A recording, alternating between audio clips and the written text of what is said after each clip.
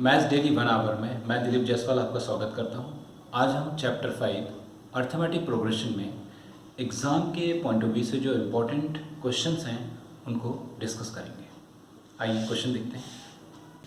How many terms of the AP 9, 17, 25 dash dash dash must be taken to give a sum of 3, 6, 3। तो देखिए arithmetic progression में आपने दो फॉर्मूले basically पढ़े हुए हैं। एक आपने पढ़ा हुआ है nth टर्म के लिए जो फॉर्मूला होता है a plus n minus one into d, और दूसरा फॉर्मूला होता है सम के लिए that is n by two a plus n minus one into d. ये बेसिकली दो फॉर्मूलेस होते हैं और यहाँ पे मुझे बात कर रहा है सम की। तो सबसे पहले देखिए आपको सीरीज गिवन है 9, 17, 25। तो इस सीरीज से हम लोग दो चीज़ें फाइंड आउट कर सकते हैं, एक तो फर्स्ट टर्म और दूसरा कॉमन डिफरेंस a और d।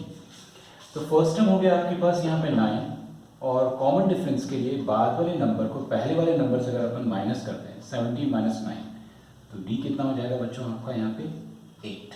मुझे a और d मालूम है और मुझे सम गिवन है और मुझे फाइंड आउट करना है नंबर ऑफ टर्म्स।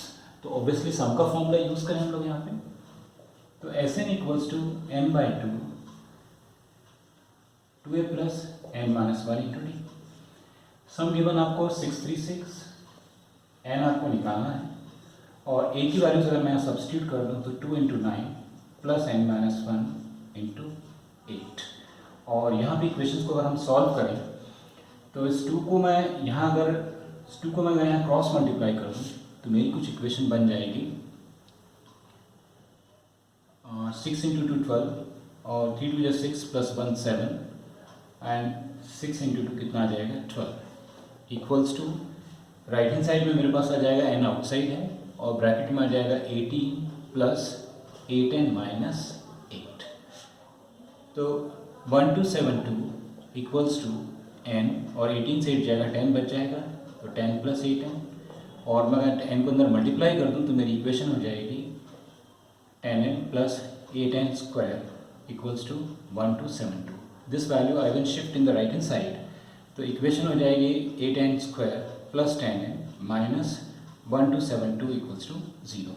अब देख रहे हैं कि ये नंबर 2 से डिविजिबल है तो इक्वेशन को हम रिड्यूस कर सकते हैं। तो पूरी इक्वेशन को अगर मैं 2 से डिवाइड करूँ तो 4n square plus 5n minus 636 equals to 0।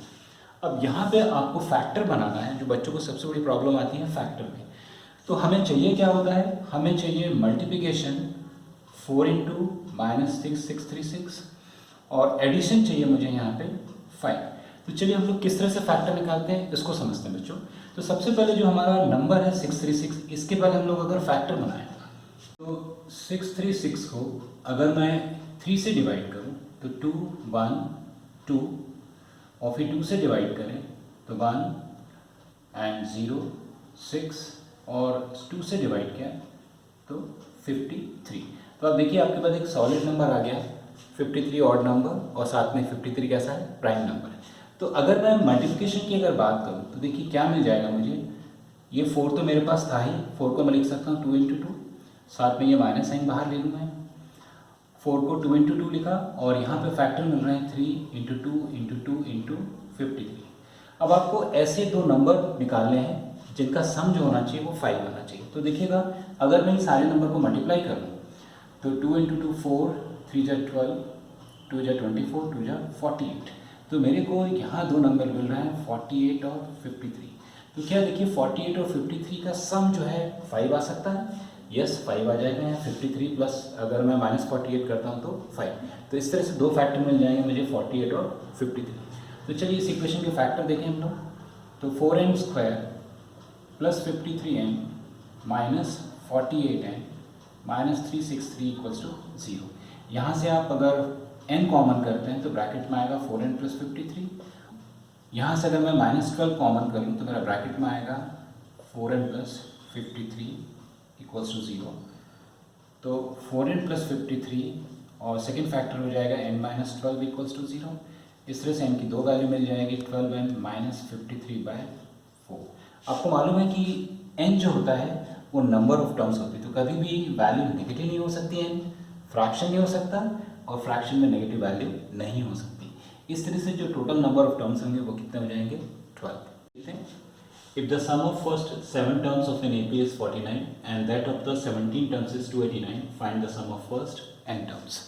तो देखिए आपको एक चीज़ बहुत इंपॉर्टेंट चीज़ इस अर्थमेटिक प्रोग्रेशन में मालूम होना चाहिए कि यदि मुझे सम निकालना है n टर्म्स का या कोई भी किसी भी टर्म्स का, तो मुझे दो फैक्टर या दो टर्म्स मुझे बहुत ज़रूरी पता होना चाहिए. पहला होना चाहिए फर्स्ट टर्म और दूसरा कॉमन डिफरेंस, जो कि यहाँ कहीं कोई मेंशन नहीं है. तो जब दो कंडीशंस होंगी तो डेफिनेटली इनको सॉल्विंग के लिए दो इक्वेशंस बनेंगी. और देखिए यहाँ पे दो कंडीशन दी हुई है.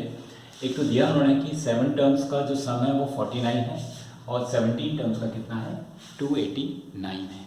तो अज्यूम कर लेते हैं कि let the first term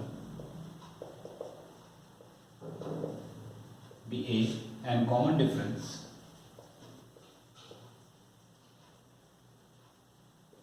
B D.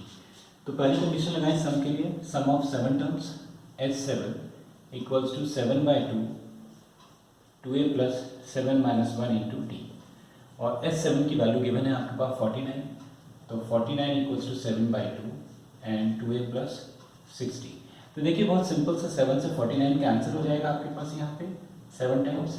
अब चाहें तो यहाँ से इस इक्वेशन से अगर 2 कॉमन कर लें तो आपकी इक्वेशन हो जाएगी a plus 3d. थोड़ी सी इक्वेशन छोटी हो जाएगी और इस तरह से पहली इक्वेशन बन जाएगी 7 equals to a plus 3d. ये आपकी पहली इक्वेशन होगी. इसी तरह से मैं सेकंड कंडीशन को अप्लाई करूं कि 17 टर्म का सम 289 है.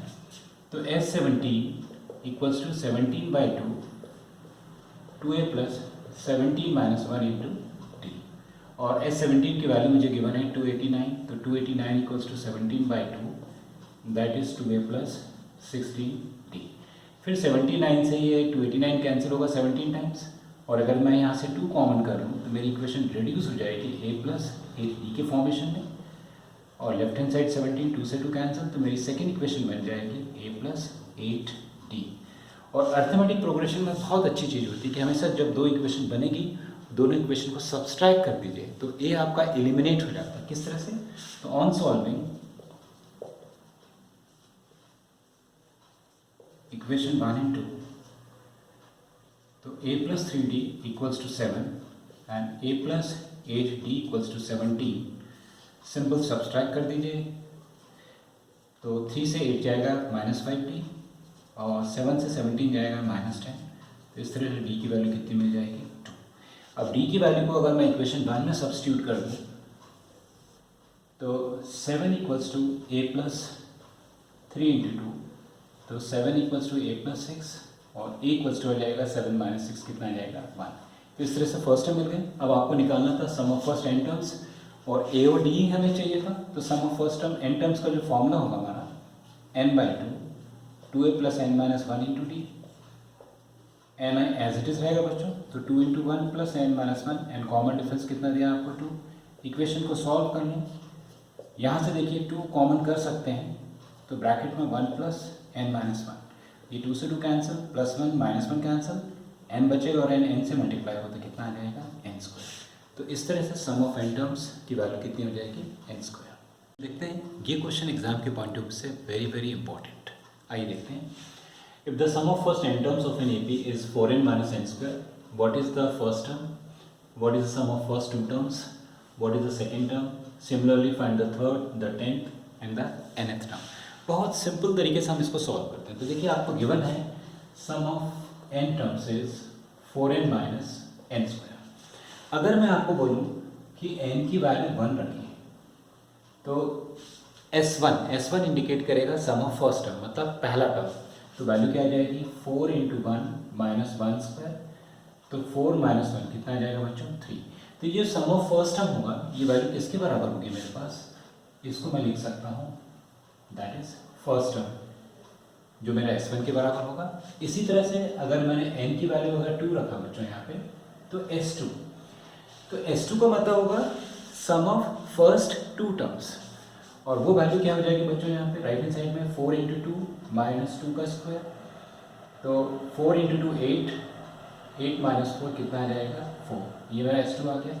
यदि मैं इसको सम ऑफ फर्स्ट 2 टर्म्स के फॉर्म में लिखूँ तो मैं इसको लिख सकता हूँ S2 को a और a plus d equals to 4। ये पहली टर्म्स और ये सेकेंड टर्म, और इनको जब जोड़ेंगे आप तो आपकी वैल्यू हो जाएगी 2a plus d equals to 4। ये आपकी दूसरी कंडीशन और ये आपकी पहली कंडीशन है। देखिए पहली कंडीशन में एक ही वैल्यू आपको मालूम है 3, अगर मैं यहाँ रख दूँ तो वैल्यू क्या आ जाएगी मेरी कि 2 into 3 plus d equals to 4, तो 6 प्लस डी इक्वल्स टू 4, और डी कितना आ जाएगा बच्चों 4 माइनस 6 मतलब -2।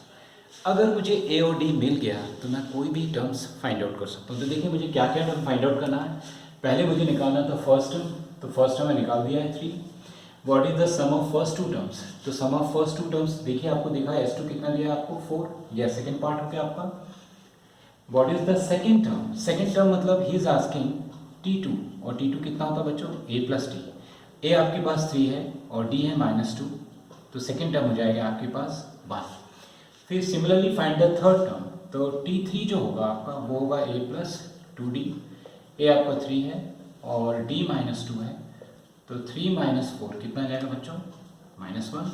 इसी तरह से टेंथ टर्म निकालना आपको, तो टेंथ टर्म मतलब a प्लस 9d। ए आपका 3 है और d है -2, तो 3 माइनस 18 कितना बचेगा बच्चों -15। इसी तरह से आपको निकालना था nth टर्म, तो that is a plus n minus 1 into d, और फर्स्ट टर्म है आपके पास यहाँ 3, n नहीं पता आपको और d आपके पास है -2, तो मल्टीप्लाई कर लें 3 minus 2n plus 2, and 3 plus 2 कितना आ जाएगा 5, तो 5 माइनस 2n। इस तरह से हम इस क्वेश्चन को हल कर सकते हैं।